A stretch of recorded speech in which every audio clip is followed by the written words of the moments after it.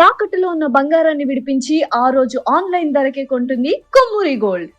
నమస్కారం అండి, సుమన్ టీవీకి స్వాగతం. నేను గీతాంజలి. మనతో పాటు ఉన్నారు జ్యోతిష్య రత్న, జ్యోతిష్య చక్ర వైభవ నిపుణ డాక్టర్ రాళ్లపల్లి రవికుమార్ గురువు గారు.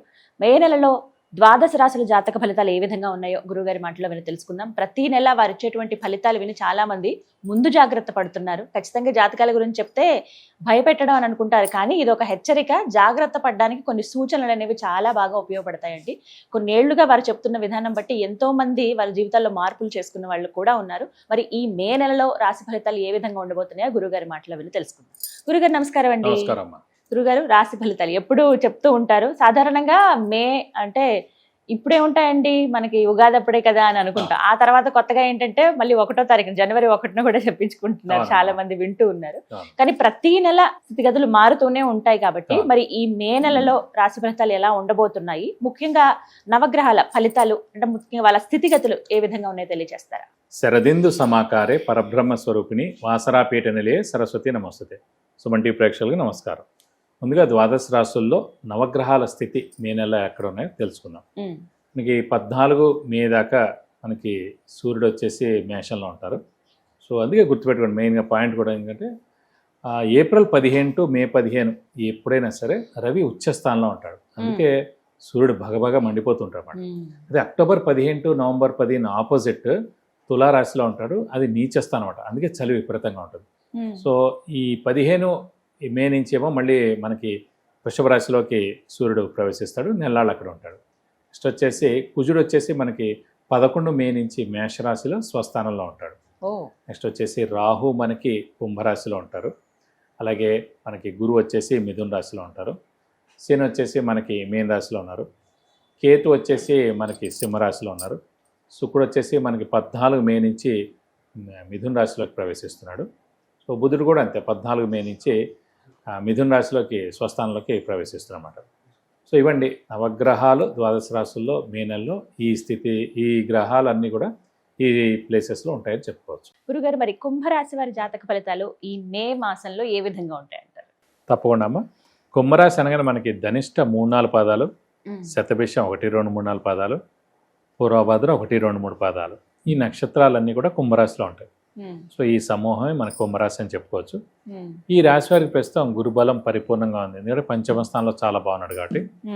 అలాగే మనకి ద్వితీయ స్థానంలో మనకి శని ఉన్నాడు, అంటే ఏలినాటి శని నడుస్తుందండి. నెక్స్ట్ ఏడాదితో వెళ్ళిపోతాం. సో ఇంకొక ఏడాదిలోకి వచ్చారు కుంభరాశి వారు. అయినా వీరి రాశ్యాధిపతి శని. సో ఎవరి రాశ్యాధిపతి వాళ్ళు అయినప్పుడు, అంటే ఇప్పుడు మన సొంతింటికి మనం నిప్పు ఎలా అయితే అంటించుకోం, అలాగే వారు రాశ్యాధిపతి వాళ్ళు కాబట్టి మేలే చేస్తారు కానీ నష్టమేం పరచరు. కానీ కొంచెం డిలే, శని అనే గ్రహమే డిలే కాబట్టి డిలే చేయడం, పోస్ట్పోన్ చేయడం, చిన్న చిన్న బ్రేక్స్ రావడం ఇలాంటివి జరుగుతాయి తప్ప పని ఖచ్చితంగా జరగడం అనేది ఖాయం. కానీ రాశ్యాధిపతి శని ఏలినాటి శని నడుస్తాం కాబట్టి పనులన్నీ కొంచెం ఆలస్యం అవుతుంటాయని చెప్పుకోవచ్చు.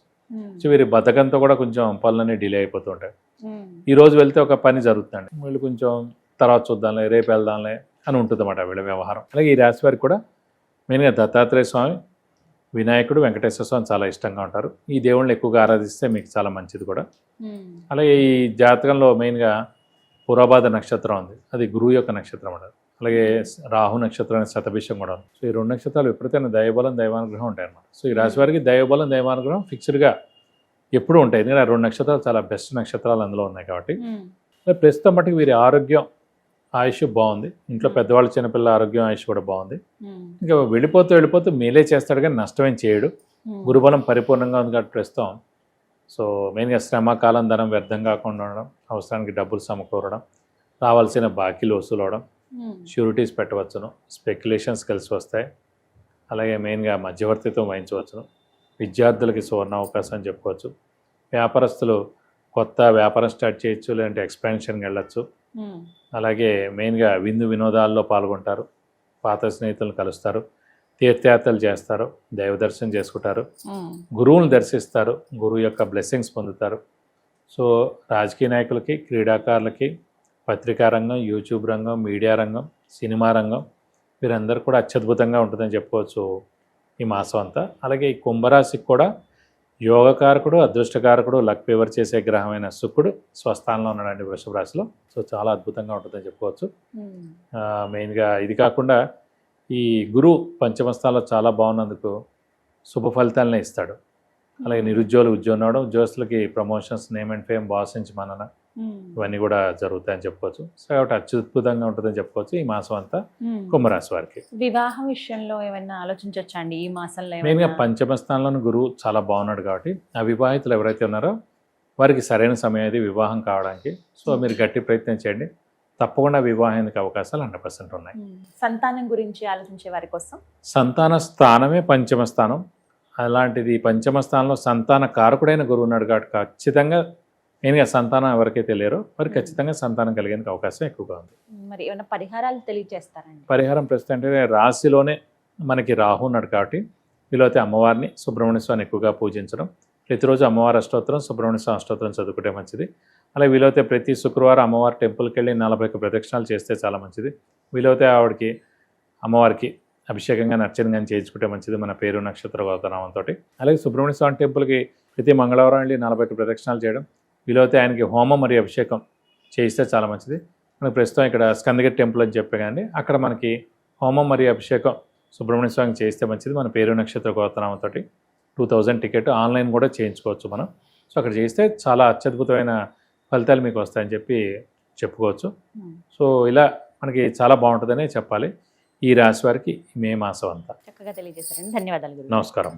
విన్నారు కదండి, మనలో చాలా మందికి ఎన్నో రకాల సమస్యలు ఉంటాయి. ఆర్థికంగా కావచ్చు, ప్రధానంగా ఏదైనా ఇల్లు యోగం ఉందా లేదా అని తెలుసుకోవాలనుకునే విషయం కావచ్చు, విద్య, ఉద్యోగం, వ్యాపారం, సంతానం, వివాహం విషయంలో కావచ్చు, ఇలా చాలా మంది ఎన్నో సమస్యలతో బాధపడుతూ ఉంటారు. సరైన సలహా కోసం ఎదురు చూస్తూ ఉంటారు. అలాంటి వారి కోసం గురువు గారి దగ్గర మీరు అపాయింట్మెంట్ తీసుకోవచ్చండి, వారిని కలవచ్చు మీరు. అయితే ముందుగా స్క్రీన్ మీద నేను ఇస్తున్న నెంబర్కి మీరు ఫస్ట్ కాల్ చేయండి. ఆ తర్వాత వాట్సాప్లో మీరు మీ డీటెయిల్స్ అన్ని పంపిస్తే కనుక ఆ మెసేజెస్ అవన్నీ చెక్ చేసి మీరు అపాయింట్మెంట్ తీసుకుంటే వెంటనే గురువు గారు కలవడం జరుగుతుంది. తద్వారా మీరు రిజల్ట్ అంటే ఎటువంటి పరిహారాలు చేసుకుంటే ఈ ప్రాబ్లం నుంచి బయటపడతాము, యోగాలు మనకు అందుతాయి అనేది చాలా క్లియర్గా మీకు ఎక్స్ప్లెయిన్ చేస్తారండి. మరిన్ని వివరాల కోసం స్క్రీన్ మీద కనపడుతున్న నెంబర్కు కాల్ చేయండి. నమస్కారం.